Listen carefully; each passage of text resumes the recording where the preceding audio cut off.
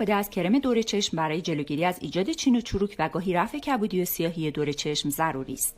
کرم دور چشم به دلیل نازکی پوست اطراف چشم فرمولاسیون متفاوتی از کرم صورت دارد و مخصوص رفع و کاهش خطوط اطراف چشم میباشد. نکته مهم نحوه استفاده از کرم دور چشم می باشد. کرم دور چشم را در اطراف چشم 2 بار در طول روز استفاده نمایید. البته استفاده از آن به دلیل ماندگاری طولانی مدت در شب مفیدتر است. کرم را ابتدا با نوک انگشتان به آرامی و با حرکات ضربه‌ای یا تپینگ روی استخوان زیر چشم بزنید و حتما حرکات باید ضربه‌ای باشد و هرگز به صورت کششی این کار را انجام ندهید. کرم را نزدیک به پلک و موژه‌ها به کار نبرید، زیرا باعث ایجاد التهاب و حساسیت در چشم می شود.